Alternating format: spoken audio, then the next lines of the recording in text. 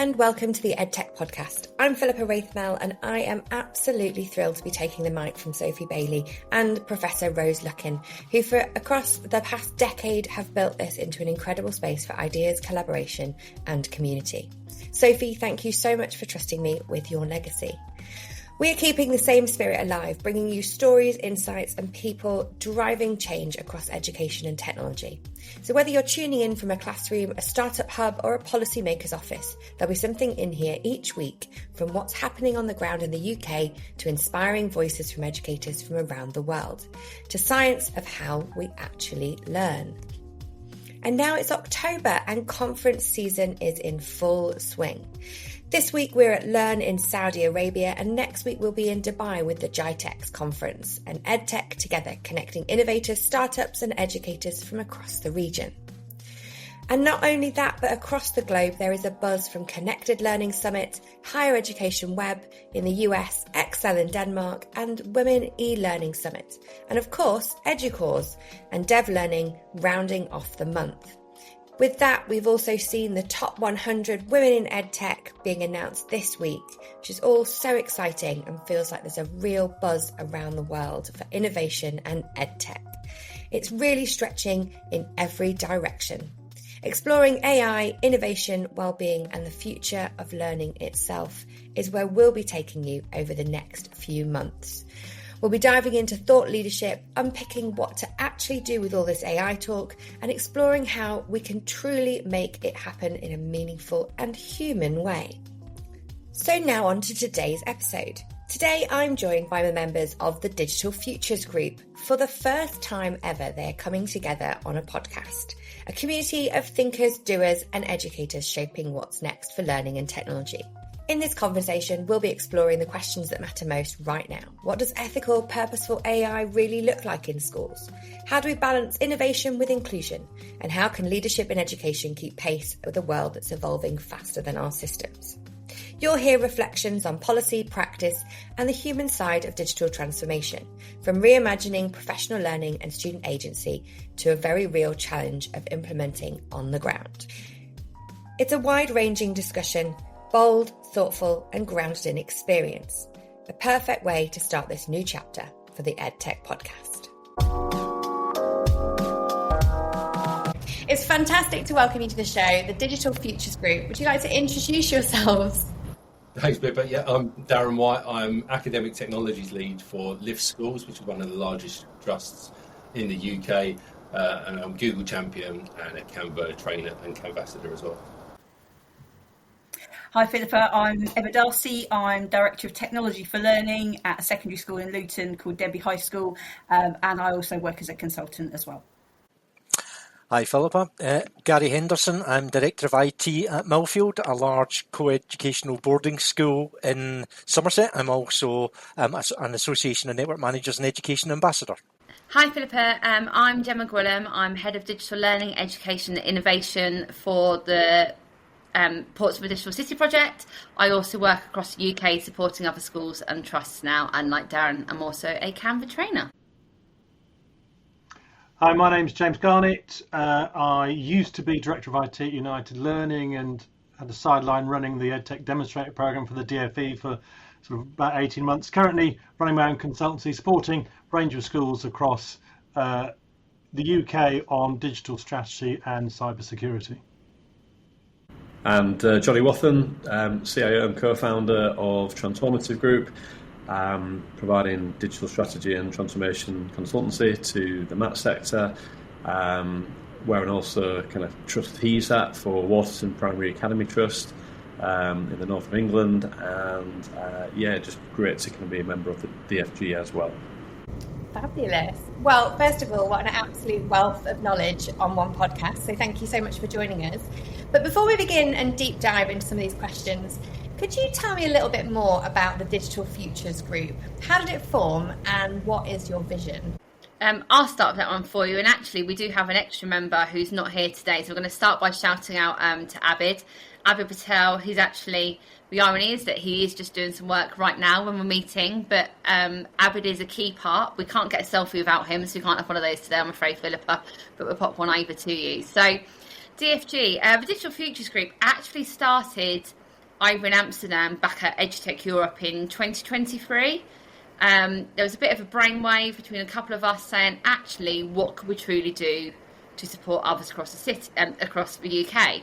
Now, this original piece goes back to our EdTech demo days, when many of us were already working together and sharing ideas, and we've been doing that for quite a few years. So we wanted to have a platform where we could do this whilst also supporting others. I mean, Emma, do you want to go into kind of what our vision is and what kind of came from that? Yeah, I mean, I think what we're trying to do, Philippa, is it's the idea behind it all is this idea of connection. Because when we started bumping into each other at these different events and things, we realised that we knew of each other. Some of us knew each other well, but when we started sharing ideas, talking to one another, being quite honest and quite open, we got a real set of shared values in terms of, like, all of us know that there's a huge benefit to being able to connect with others. Either anyone working in EdTech is going to face loads of challenges, is going to feel quite on their own at certain points, and the fact you can connect with other people, ask their advice and guidance without agenda is just so helpful.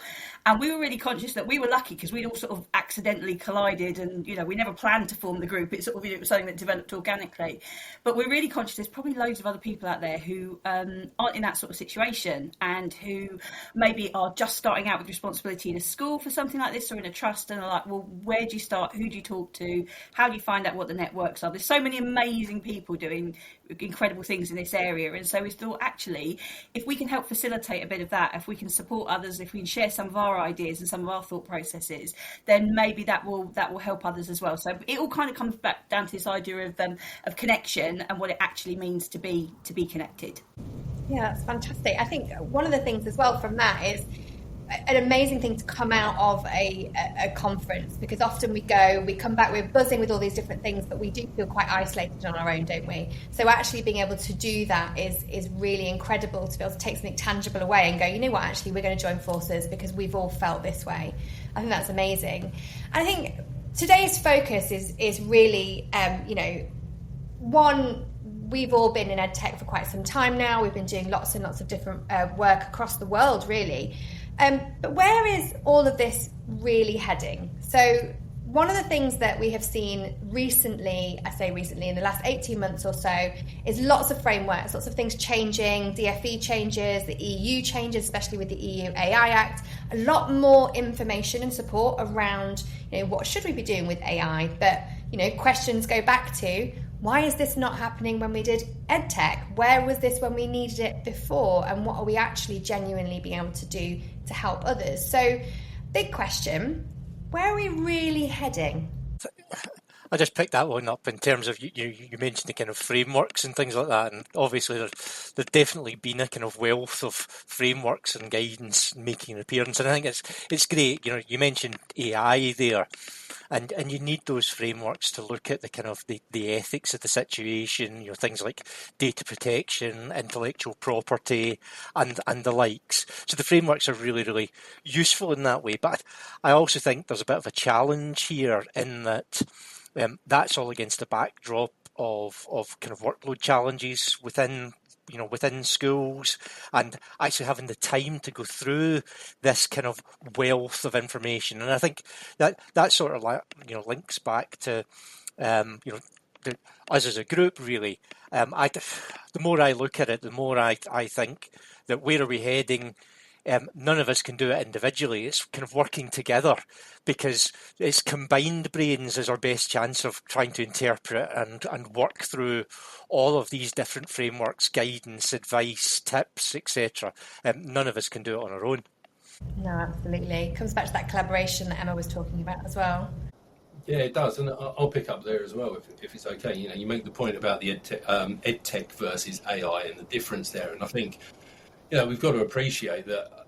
I think we're in a situation where people have recognised that AI is one of those things you can't avoid, but EdTech was something that you probably could if you tried really hard. So there's kind of had to be an acceptance that actually we need to get together on this. And the frameworks that have been published over the last sort of 12 to 18 months, they're built on really strong foundations from learnings that came through things like the EdTech demonstrator program, some of the work that some of us on the call, and obviously the wider EdTech community have been part of. I think there is a danger, though, that a lot of these frameworks have appeared at the same time as there's an awful lot of other stuff that's coming school leaders' ways, particularly with the new Ofsted inspection framework, which is going to take a lot of digesting and a lot of training. And then as well, the much anticipated curriculum review publication and what that does and what implications that has on school leaders. So I think it's all very well having frameworks, but I think there's also a danger that we kind of take our foot off the gas and say, well, we've got a framework, so that's okay. Almost like automating a process without a human in the loop, right? It's not a good idea. And there's a worry that in reality, school leaders have got so much to deal with in terms of new information to digest and interpret, to plan, curriculums to rewrite and all these kind of things. It's a massive change management project for them. And for those of them that don't have the time or the expertise to get into the weeds of the implications of EdTech and AI, I think it's for groups like us to try as much as we can to translate that into a way that they can process. And I think that's why, on the ground, tools like Notebook LM and the availability of audio summaries are proving so popular, because it's enabling people to pull out the really important information and then digest it in a way that suits them, whether it's on the train or in the car or however it might be. Because, it's, for me, the bit that we really need to get our heads around, when you look at recent polls showing like 48% of teachers have had no AI training whatsoever, students are using it more but have had less training. This is an area that needs rapid attention, and teachers need concrete, detailed, subject-specific guides and integration strategies and examples of where and how they can integrate and teach about AI within their curriculum and within their lessons. From work on the EdTech demonstrator program, people like something to at least start from. And I think if you look at the EU AI Act, you look at what the UN guidance, it's very big picture stuff. And I want to know what I do in my school. And if I'm a small primary school where, and I remember talking to head teachers where they've got so many different hats they wear, I think having some guidance and that either they can use or they can give to another member of staff to lead on, having that framework helps them at least have it contextualized and know how to start.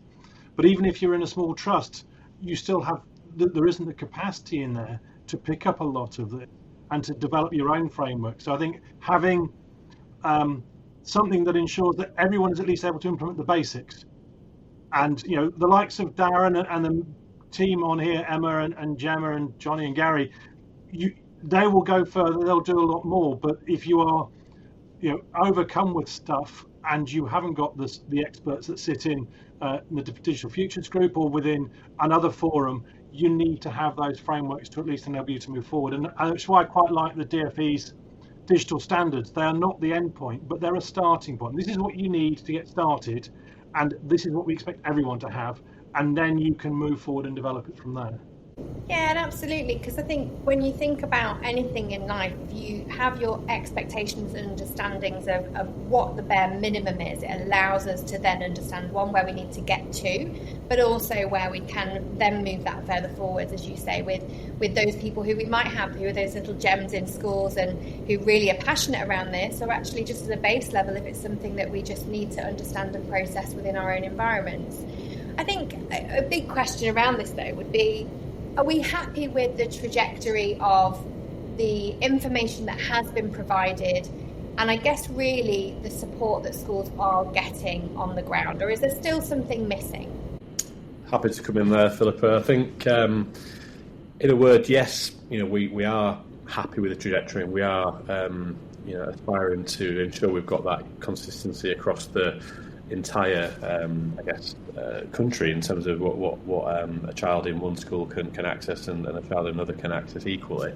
So from an equity point of view, yes, but technology never stops evolving, and we've all seen the rate and pace of change of technology. So take it back to the COVID era, we all saw that rapid mobilisation of cloud-based platforms, and then everybody really wanted to ensure we had a device. Certainly in many cases one-to-one devices or access to a device, and that basic infrastructure required a global pandemic to kind of bring that to fruition, and that really did level the playing field. But alongside that, and through the research I've kind of conducted in this space around digital transformation, it often then stops at that digitisation stage. So things are not actually changing from what was. Legacy practices are still embedded, and it just becomes a digital form of that. So I guess what's missing in my mind is that connection between infrastructure, people, and outcomes. I was asked only last week, actually, by a MAT leader, well, has there been any tangible evidence of that link? And it's so difficult to do that and prove at scale because the pace of research doesn't always keep abreast with the advancements in technology. I think clearly there has been the impact, and I think we see that more where there's investments in digital literacy, and in cases where digital literacy is not invested in. And this is not just about training frontline teachers and staff in how to use tools. This is actually investment in digital literacy for leaders that run these organisations. And without that coherent approach, how can they rethink their operating models? How can we kind of mitigate any risks associated with organisational growth or transformational change? So I think, yes, progress has been made. Yes, we're on the right trajectory, but lots more to do. Yeah, definitely. I think as well that comes back to that change management that was mentioned earlier, doesn't it? Absolutely. People and change is kind of central to this and the success of any transformation project in my mind. I just kind of pick that up a little bit, if that's all right. I think when you look at the kind of frameworks and the guidance that's making an appearance, I think that is helpful. James mentioned the kind of the digital standards, where I think I very much agree with James that they're a really good starting point. So I think that side of things is good, but when you get down to ground level, I feel it's very kind of fragmented. There are some schools that are rushing off and doing really snazzy, shiny things, and it looks really cool. We'd have a webinar like this. No, I've done this. It's great. It's amazing. Then we've got others taking a much, much slower, more measured and really risk-averse and careful approach. Then you've got other schools that haven't even thought about it. Never mind not giving staff training. It isn't even on the radar. So it's a bit all over the place. The structure's there, yes, the guidance is there at the top level, but at the ground, there isn't that. I don't think there's that unified direction. And I think that's a challenge. Now, the reality is there needs to be some kind of inconsistencies. There have to be, allowing flexibility, teachers to do their own thing for their own context, there's the students in their school, their ability, etc. But I just feel at the moment we could do with a little bit more of a kind of common direction and looking at those kind of things. Gary, I think you've hit the nail on the head there as well. Like, you all know how I feel about the shiny stuff, and Abid and I had a conversation the other week actually, in the fact that all of our Portsmouth schools benefited from Connect the Classroom. So we know that actually when you look at them foundations, we have the infrastructure in place to be able to run the level of devices that we want to run to achieve what we want to from a teaching and learning and accessibility and inclusion perspective. But actually I'm seeing a lot of people going in with all the teaching and learning, accessibility and inclusion, which is great, but unless you've got those foundations, those things aren't going to happen.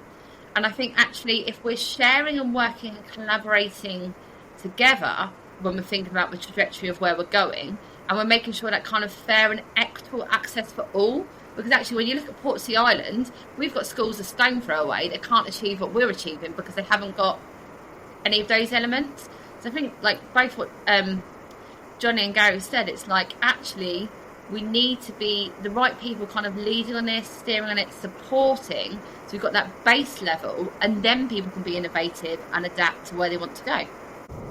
Yeah, absolutely. And I think I'm with you on the shiny model.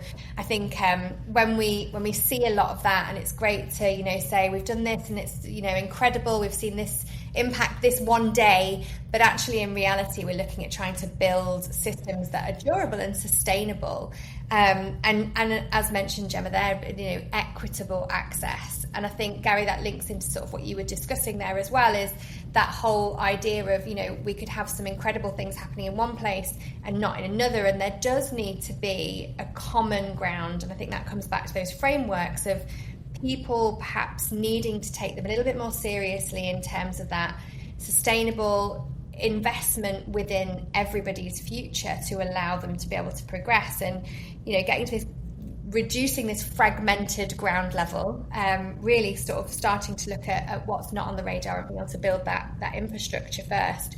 I know a lot of schools globally that I go into, we see that lack of infrastructure has a massive knock-on effect, and it can really dampen spirits of educators who are really passionate around that.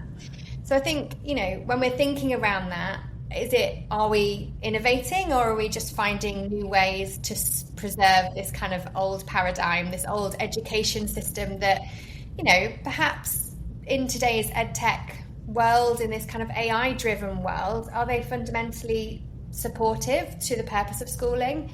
Are we simply overlayering technology over old structures that maybe don't really fit with this new way that technology is allowing us to learn and grow and develop and inspire creativity within our students and our learners? I look at what's changed over the summer with tech, and I bow down to some of the people on this call at how well they are keeping on top of all the changes that have come through. And it's changing so fast, we are struggling to keep pace with the change of tech. If you look at Gemma and Daren and Emma with their AI glasses, it is really rapidly changing. Let alone think about how to adapt education to meet where technology was yesterday. Interactive whiteboards came along and education didn't change. What point does teaching change when it's supposedly innovative? So I think we need to think what we want from education, and that's not really for us. That's for the governments and policy makers and the educationalists at sort of policy level to think about, well, what does education look like? Not today, but in the future. What are we trying to achieve from education so that it can support our learners of today and tomorrow when they get into the workplace? And I think the problem is we don't actually know what we need, or if you read some of the books, it's far too scary, and where AI is going to take us. So we're just not doing anything. It's really interesting as well when you look at James's point there about it looks scary, so we're not doing anything. And on the flip side, you've potentially got the people who go, we need to look like we're doing something. This is something, so let's do it. And they're not actually really considering things. I think we can innovate to a certain extent as much as we like, but while the end goal and the main success measures and what schools are held accountable for remains the outcomes of really rigid examinations, I think there's always going to be a problem, because those examinations in themselves create an access divide. And we're really keen to kind of pull out, is AI and is technology creating an access divide? But we don't necessarily give things like formal examinations the same amount of scrutiny in terms of moving forward. So unless that final end goal, if you like, really changes, I don't see the populace moving as a whole very quickly, as James says, kind of out of fear. But what you will see is individual innovation. And it was really interesting reading the Alan Turing report this morning on generative AI use amongst children. 71% of teachers saying that they're using AI that they've attained through personal accounts. And that's a concern in itself, because A, they shouldn't have to pay for things themselves, and B, there's the data protection and the security concern as well, and the due diligence that goes behind that. But I think we need to be focusing on a bigger educational journey, and through our Trust and Live schools, we're doing a lot of work around the foundations for young adult success. It's really worth checking that out. It's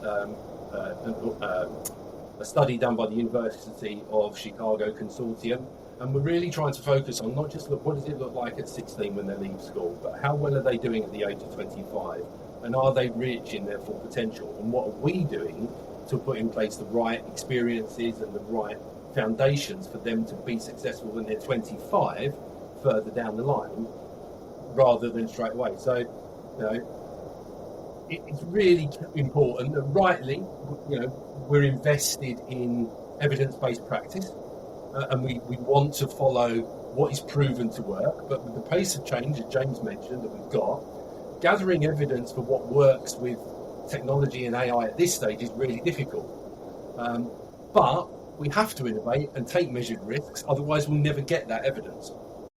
I would agree, Darren. I was just reflecting then on the question, kind of, are we innovating? And I think we are. I think lots of people on this call, I think lots of people that we work with and come across are really trying to do things differently. Taking it back to a personal experience, I recently bought a kitchen, which is really exciting, I know. But going into the kitchen workshop, I was actually invited to take on a VR headset and be able to walk around and interact with that kitchen. And I asked the guy, actually, you know, how did that work in terms of onboarding? And he said, oh, well, we had to go through like a training program on how to do that. And I said, well, when did you use a VR headset before that point? He said, oh, well, not since I was at school. So I think there is a disconnect between developing the skills for the workforce of the future. What we're sort of seeing from a MAP perspective is that, you know, very much we are moving towards education as an ecosystem. And what the MAP agenda has enabled is that individual schools are no longer islands. They are part of communities and groups of schools, and even large networks sort of across some large geographies. And what is it that's allowing them to be connected? And I think it is that the infrastructure. We talked earlier about cloud-based platforms, shared data, partnerships, and even going beyond that to have kind of integrated digital CPD offerings where you're having open innovation and people from within the sector, beyond the sector, coming together and sharing ideas is innovative, is transformational. But it's not just about kind of looking at, as Gemma said earlier, the shiny things. It's not just about getting the infrastructure because it's the latest thing that's out there. It's about rethinking what we're trying to do, what we're trying to achieve, and making sure that if you have got strong digital leadership, you can keep going, you can keep iterating, and you can keep strategizing around what's part of your core offering and what is kind of the innovative sort of next thing on the horizon. And again, it's been brilliant to see some of the fantastic work and speak with colleagues like James Browning as well over at Lift Schools, who talks about that, that McKinsey 3 Horizons sort of model to their AI strategy. That's really game-changing stuff. Yeah, I think it's incredible, and I think this whole idea, a lot of the time when I speak to schools as well around innovation, is often it's just something that's new to you. Innovation doesn't have to be, like we've spoken about, the shiny things and all these big, wow moments. It could actually just be something really simple within certain schools' environments, and sometimes breaking down that barrier. And I think you're right, the requirement for us to have that strong digital leadership is what can start to infuse and inspire some of that innovation, and also then hopefully create some equity across what we're actually being able to deliver within schools and communities. Because I think, we're not all experts in everything. We might love EdTech, but actually we need all of those incredible minds of education to be saying, actually I'm an inclusion EdTech expert, I'm a safeguarding EdTech expert, and all these different elements across ranges of different pedagogical approaches. It's just, like you say, building upon those and sharing best practice, which is exactly what you guys are doing in terms of this group as well. I think as we move forwards, I guess looking at this equity gap, and I reflect upon when I was at school, and this wasn't necessarily in terms of having as much technology there, but as soon as I found out that I was dyslexic, I was thrown a load of technology at me with zero training, but just told this will help. And we have these amazing things that can do so much, but then equally we have this disparity, not only within the UK but globally, where schools even next door to one another can have such a different equity of access. Are we narrowing that, or is it beginning to widen even further because of the advancements and the speed at which technology is changing? And is it really being able to deliver upon that kind of inclusion for all promise that it's giving, or are we unintentionally perhaps adding another layer to this divide? I'm going to jump straight in there because this is something that really, really frustrates me, because I don't think there's anyone on this call who doesn't believe that technology, when it's used really effectively, can massively support accessibility and inclusion. It's like you say, Philippa, it's not just handing out the kit, it's actually handing out with purpose and pedagogy and guidance and training and everything else, and that we know it can make a massive difference, and we know that it can actually bring some children into the classroom and into learning that would otherwise be excluded and feel very separate from that. But I think one of the things, even before we started talking about AI, in the way we are now, sort of 3 years ago, is we'd still got these massive challenges around infrastructure and connectivity in schools across the country. And I mean, Gary and James both spoke about the digital standards, and I think the digital standards, it's great to have them as an aspirational target. Where I feel it's such a shame is the number of schools that aren't able to meet them, are unlikely to be able to meet them going forward, because already then you've got this real divide there around who is able to access this technology even if they want to, and those who can't. I think you've also then got divides around access that our young people have to technology, whether they've got devices at home, whether they've got them in school, what type of devices, how accessible they are, how safe they are in terms of safeguarding and the use. But I think the biggest divide we've got at the moment, I know Gary always talks about, it's never a digital divide, it's lots of digital divides. I think one of the biggest challenges we've got at the moment, one of the biggest digital divides, is around mindset towards this, because I think that you see lots of schools and trusts that are driving this forward, that think this is important and are developing strategies and are piloting things and are trying things out, and then you get others who go, we can't even face this at the moment because of the pace of change, because of how fast it's all moving. We don't have anyone with these skills to deliver this. I mean, Jonny talked about strong digital leadership, and I think that is behind all of this. If you've got people that have got the vision and see why it's important and think it's worth investing the time in, that will take you a long way, even without the infrastructure, even without the technology itself. But if you're in an environment where you've got leaders who are going, well, we're not been asked to do this nationally, we're producing guidance and frameworks and things, but none of it's compulsory. We've got the new Ofsted framework. They're not necessarily going to come in and look for how to clearly articulate how you're using AI. We're not looking for a digital strategy. Until I think we've got that driving it, these divides are going to continue to widen, because you've got people that consider this really important and have a moral imperative to move it forward for the young people we're working with. And then you've got other people who go, it's just too fast moving a train. We're too far behind. We'll get to it when it becomes compulsory, but we've got a million and one other things that we've got to worry about as schools and trusts before we get to it. Yeah, absolutely. I think, like you say, that again, it comes back to mindset, doesn't it? And I think I've come into kind of contact with a lot of that over the years, and I know I felt a little bit like banging my head against a brick wall sometimes when the potential opportunity is it's just right there.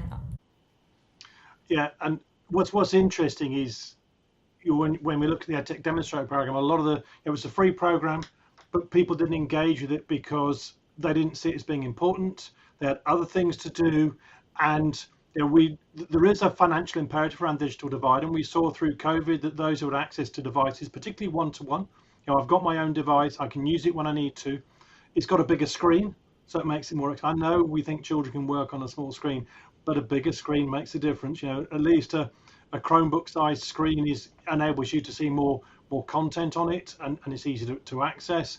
Do you have a space at home to work? And it's all those things are not just a digital divide, but it is that socioeconomic divide that we see.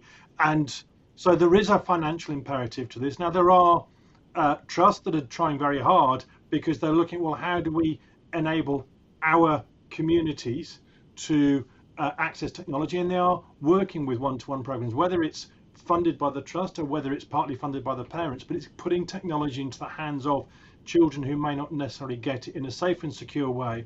And for families who are particularly nervous about that, I don't understand it, I'm not sure what my child's doing. You read enough of what's going on online, in the press about how dangerous being online is. I think providing children with a nice, safe and secure device that has been ring-fenced, it's a nightmare for education in some respects, because suddenly you're policing the home and sometimes the parents, because they may want to access it and use it, but you're at least managing that. So that's one of the divides. And then there is that leadership piece of, there are schools who are giving children devices, who are enabling their children to exceed. Now, they may excel, but they may not be as good as some of these schools that have got more money, but they are also much better off than even the schools that have got money that are just not engaging with technology. They're going, well, that's not important for us. We don't believe in it. Or as Emma says, we've got lots of other things to think about. But unless you engage with it, your children will not be getting the benefits from the online. There are some good online platforms out there. There is some good use of AI out there. I know there's a little bit of snake oil as well, but there is some good stuff out there. And there is good evidence that it is making a difference. So we are disadvantaging pupils through our lack of engagement with technology, our lack of thinking around digital strategy, irrespective of the financial divide between our communities and some of the richer communities. And I think that's the bit we as educators need to embrace it, rather than just go, I can't do it, because we are having a huge impact on the outcomes for our children who are going into a world that is heavily technology ridden. I mean, I think actually with what Emma and James have both just said there, it does bring it back to who are we affecting the most with this divide, and it's our children. Because when you think about it, actually our children don't decide where they live, they don't decide what school they go to, and with so many varying offers that actually we could be putting some of our most vulnerable children at a disadvantage to their peers. And Emma mentioned it, no one's doing this intentionally, but until we start looking at kind of our local areas and having that equal offer, or even across the nations, widening this out, it could become a postcode lottery. And then where will that leave us in the future? I always say about little Bobby, they could go to one school here that's part of One Trust, they've been given one-to-one devices, strong digital computing and AI curriculum, literally a stone's throw away. And if we're living in the same residential block, they are Crane Flex all the DFE devices, they're local authority school, and they haven't got the capacity or the knowledge or the support to then be able to roll this out. Which then kind of brings us back to the fact that people are only really accessing information at the moment where they know to get it from, and more often than not, when I've spoken to people, that's social media or LinkedIn. And it kind of brings us back to kind of our foundations for the DFG, and our vision there is that we want to provide that support and connect people purposefully in a way that does narrow this divide, without just saying, oh look, here on social media you can buy this to support you with this, but actually if you haven't got these pieces in place, you're going to create that divide. Absolutely. I think it's really interesting. It's a couple of little things there, and you're absolutely right about the postcode lottery, and our children can't decide. I'm working on a couple of projects in the Philippines and India, and they've both been suffering incredibly with weather and disruption. And the schools that I've been working with have obviously got devices for their students, which they're very lucky to have. It's meant that they've had that seamless integration, and there's a lot of this kind of back and forth between, global pandemics. Actually, a lot of countries in the world, this is really normal. But still in those countries, we have that divide of they could be going to a school that has devices, they could be going to a school that doesn't. And the Philippines is leading in EdTech now. It's really thriving. It's at the top of some of the most innovative products that are coming out there because of the things that they're doing. But again, that social media kind of comes back to there's a whole nother conversation around, whether the use of phones and technology and all of those different things, which I have very strong opinions on. But actually, when we look at what our parents are doing and what our educators are doing, is actually that kind of scrolling and going, oh, wow, that looks cool, let's do it. And actually, like you say, you don't know what you don't know, but are you not looking because you feel it's coming to you, when actually they're all the paid targeted things that maybe you shouldn't be looking at anyway. And I guess a final thought on that, there's a really great book we speak about in a lot of our parent workshops, which is called Wise Animals. I don't know if any of you have ever read it, but it talks about this phase of time that when you get to 30, your ability to accept new innovation slows. And so as you get older, and as 30s to 40s is the sort of time when most people are having children, and then having that concept of, well, why wouldn't you like that? I love it. And, I'm really cool. I'm your parent, which is obviously all of it. And actually it takes us a lot longer to accept change.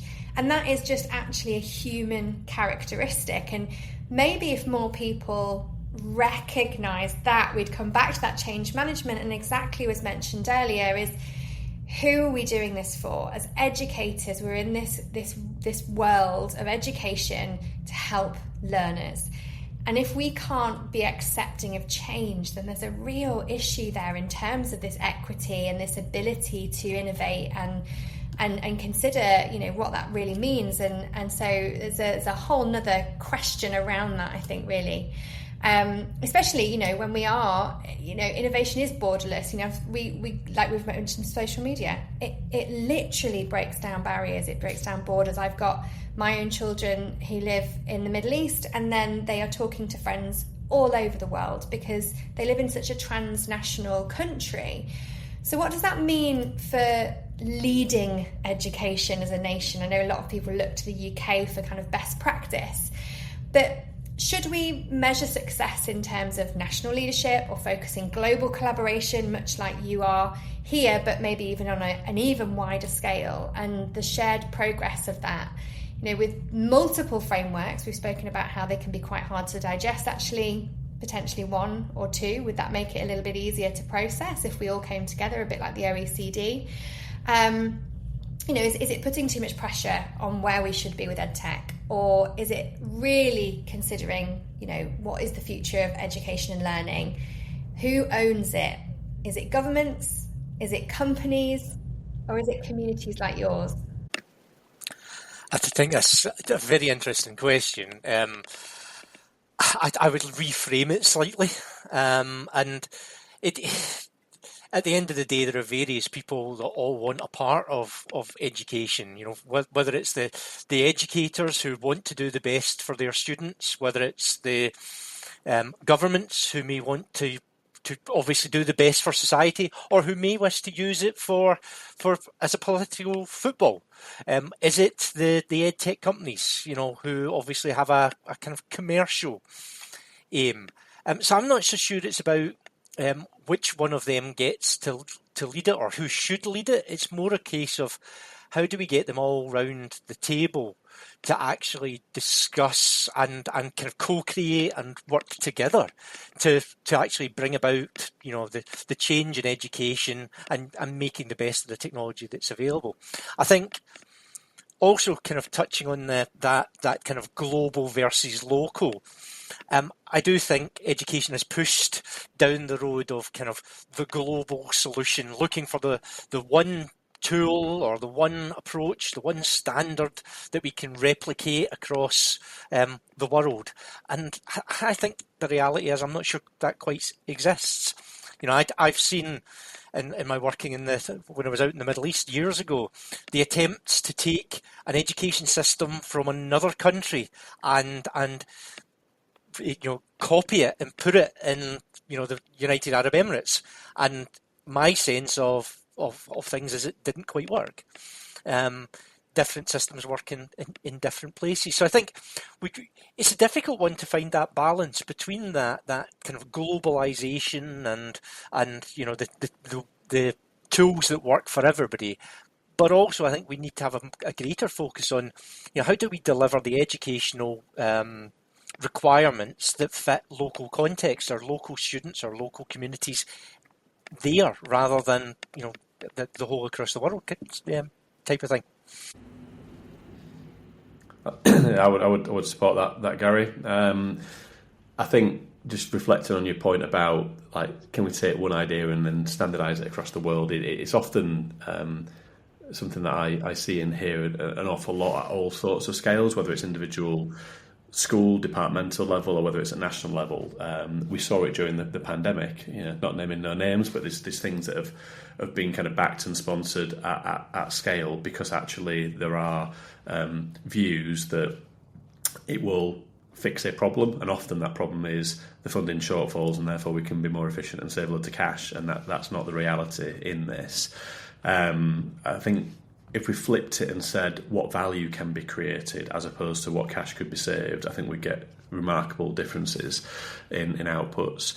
To your point, Philippa, about the kind of wise animal reference, I think I agree that, you know, innovation doesn't always have to be the cheetah. You know, you have to be the fastest mover in the room, and some organisations do take a more kind of methodical, kind of slower pace to innovation, but still innovate, and I think that's great to see, whether you want to liken them to a wise owl, maybe, perhaps. But I think what I would want to kind of pick up on this question is sharing's essential at whatever level that is. I think that MAT leaders from the work we do constantly highlight the importance of engaging all their different stakeholder groups, not just the internal workforce, but whether that's parents and trustees and even government agencies and so on. And we can together set those guardrails to make sure it's safe and effective use of technologies, making sure that ownership is shared. And to Gary's point, I think when he talked about, is it the providers of the technology, or is it actually the organisation's responsibility? I think we just need to be very clear on what it is, and it's not getting buried in bureaucracy, whatever we decide. To the point about the communities, that's exactly why we created, obviously, DFG, and through the work that I do with my transformative hat on, we've established some transformative tribes, because actually you can only achieve so much in a small collective, and therefore you need to make sure you're doing that in the applied local context.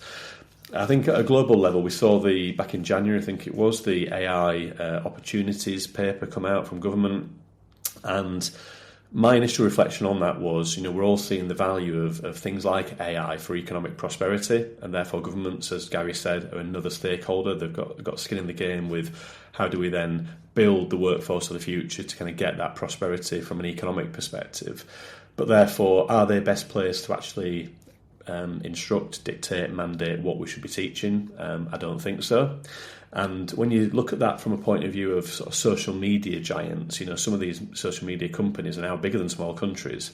The technology has allowed it to kind of break those geographic borders. And I know we're getting into kind of another kind of thread here, but why are we not kind of collaborating on that global scale? And I think in part it's because of the strictures and structures that are kind of detracting from that. The technology is there, the appetite is there from a social purpose point of view, but actually if you take something like Brexit, they pulled a lot of the ability to kind of coordinate and work together with scientists across the EU, because it came back to economic funding kind of aspects. And without getting too political, I think there is more we can all do by collaborating on a global scale, even despite the kind of the structures that we kind of, in some cases are working against what we're trying to achieve from a social purpose perspective.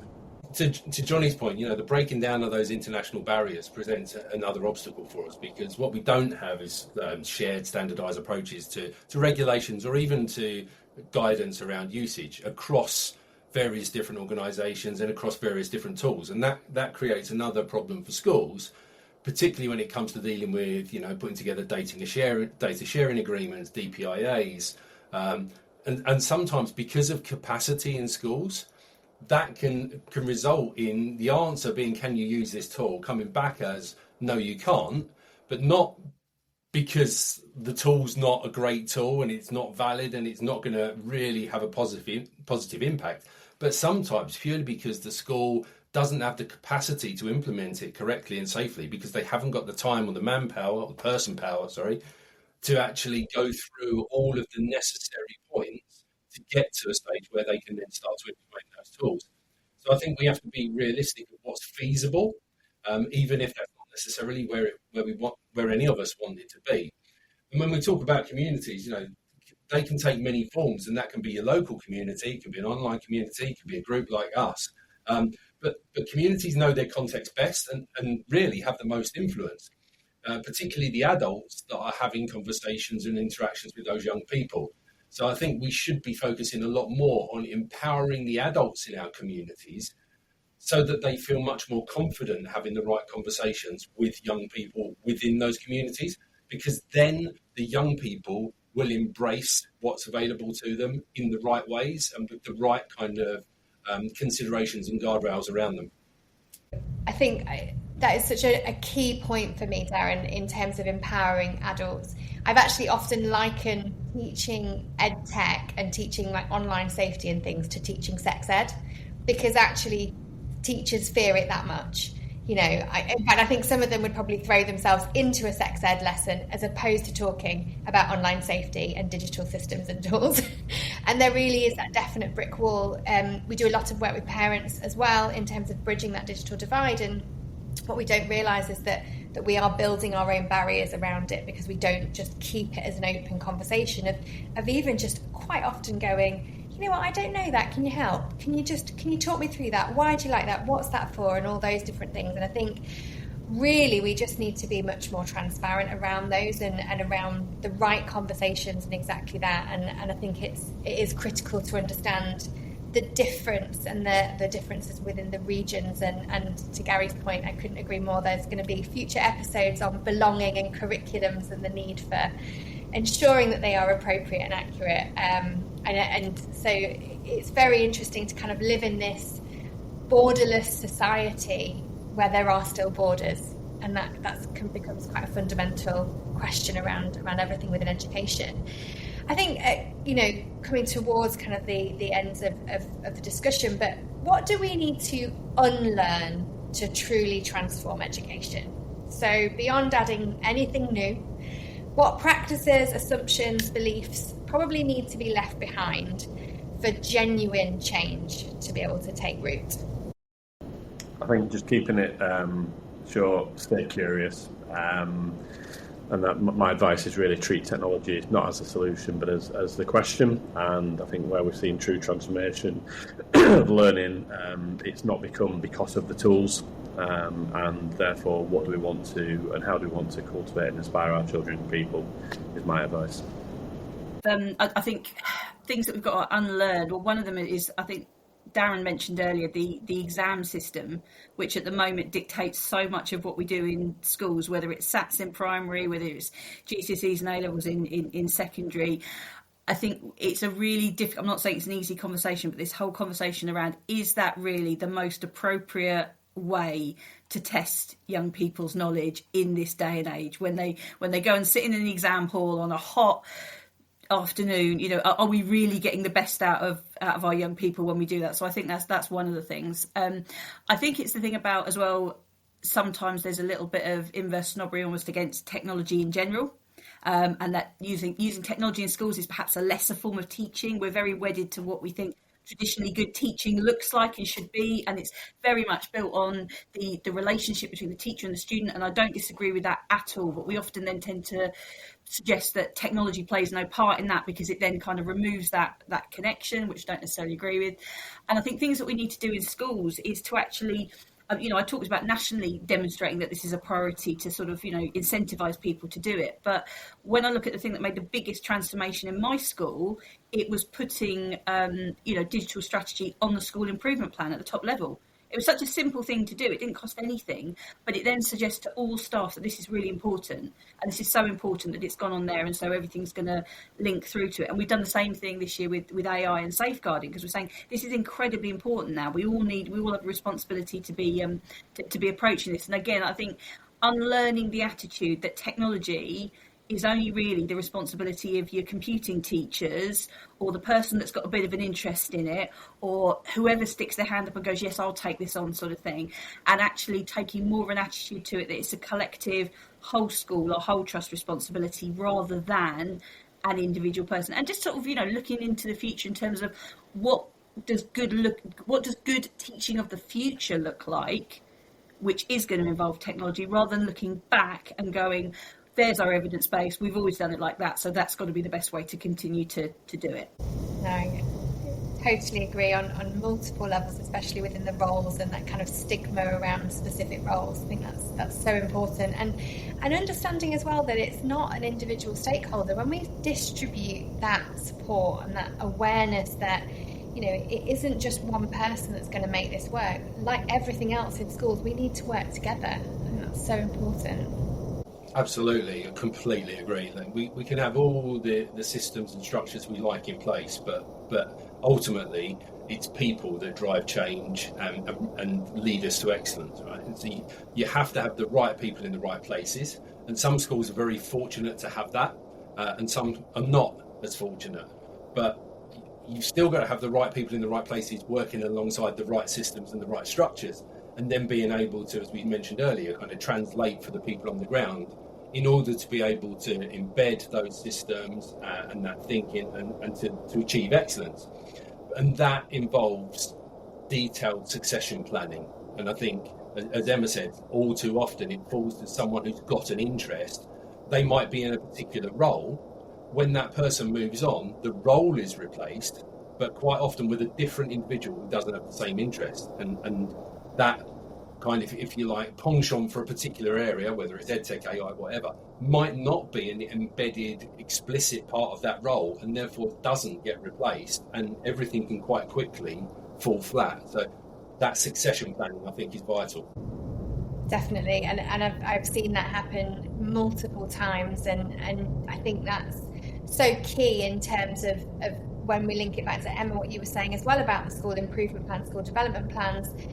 If it isn't linked into that, then people believe it's not, it's not their responsibility, so it doesn't need to happen. And actually that comes into succession planning. Well, if it's in the school development plans, school improvement plans, which schools have globally, that actually means that somebody has to take the reins on that. And that's so important for that succession of actually as well. You're not going to come in and change everything because you're new to this role or you've got the newest interest, but actually you're going to continue with the legacy work that people have been going for, because that's where we see the improvement, that's where we see the engagement, and that's where we see that real sustainability. So coming to my final question, what is one piece of advice that you would give to educators, leaders or policymakers, and I'll say globally, to ensure that technology genuinely does transform learning for the better? I'll jump in there anyway. What is the why? It's not about which tools. It's not about. It is about what are you trying to achieve, the intention that's behind that, and who it benefits. And ultimately, that's the children. And I think if you hold that true to your heart, then you won't go far wrong. I'd say I think you need to know what your own biases are in relation to technology. We've all got them. We all have our own biases based on our own experience of technology, what place we think it has in schools or not.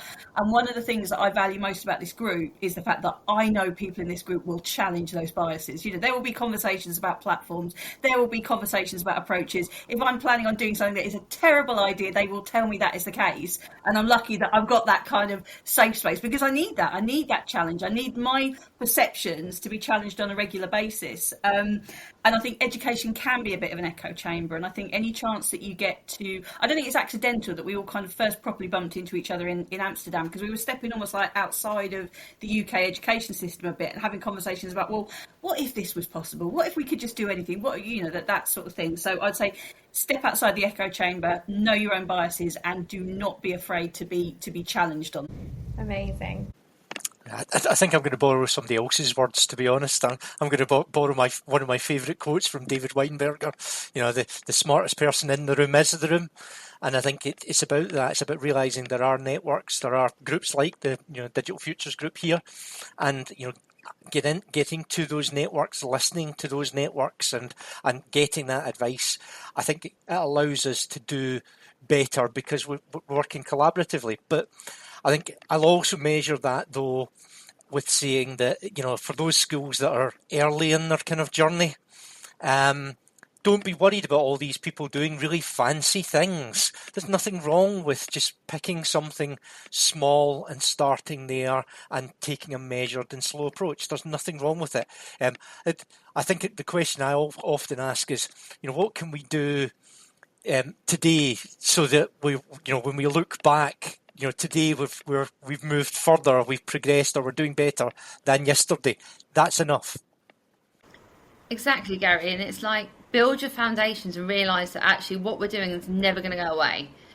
If we're constantly reviewing and adapting to suit the needs of our communities and doing that in a safe and secure way, but we're not alone in doing that. So we are stronger together. And it can't be, I know we keep banging on about it can't just be that shiny stuff or tech for tech's sake. We say in the city that it's the right tool for the right activity, for the right outcome for the child or adult in that moment in time. And I mean, Jonny mentioned it earlier. He asked us, well, what kind of humans do we want to cultivate? And if technology helps us deepen curiosity, strengthen empathy, and expand the capacity to think critically and creatively, then it's serving its purpose. But if not, then it's just noise, and that's not what we're here for. I think that the last one for me is time and space for those in school. I mean the adults and the children, and not just teachers.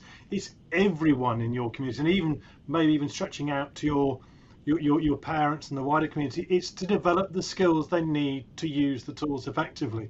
We give them Google Classroom, we give them Office 365, we give them Canva. are we actually investing the time to enable them to use them effectively and properly so that they are safe and secure? They're not sharing data they shouldn't be sharing because no one's told them what they should do. And actually, what should take them 5 minutes takes them 5 minutes, not 3 hours, while they try and work out where the button is that someone showed them 3 weeks ago and they can't remember where it was. So I think that's the bit, is train people and try and find the time to enable people to learn and get the most from them. Yeah, no, I think that's a great way to end it, because I think if we don't enable those skills, then how can we ever expect people to understand how they can be built into the pedagogy within our classrooms and our schools? Because if we don't know how to use them, we don't know what they could potentially do and help support in terms of that innovation and those next steps for those learners. Can I say a huge thank you, and I'm incredibly honoured to have you all in one room for your first ever expose of your group. It has been absolutely fantastic, and thank you so much for joining us. Thanks for having us. Philippa. Right. And that's it for today's episode of the EdTech podcast. As we've heard, it's a season of big ideas, but also big, real reflection. How do we keep learners at the heart of that innovation? What happens when ethics and innovation meet in our classroom? A huge thank you to the Digital Futures Group. Thank you to Daren, Emma, Gary, Gemma, James and Jonny. And a huge special mention to Abid, who could not be there today. Next week, we're going to be travelling across the world on the podcast to India. We're speaking to 3 educators at the heart of the region's EdTech boom, sharing what's working, what's changing, and what the rest of us can learn from it. Don't forget to subscribe wherever you get your podcasts from. And if you'd like to be part of the conversation, click in the show notes and leave us a voice note. We'd love to hear your thoughts on the upcoming episodes or anything that you've heard today or in the past. Just like before, we want to hear from you, the listeners. I'm Philippa Wraithmell, and this is the EdTech podcast, where we explore how learning happens and how technology can make it better.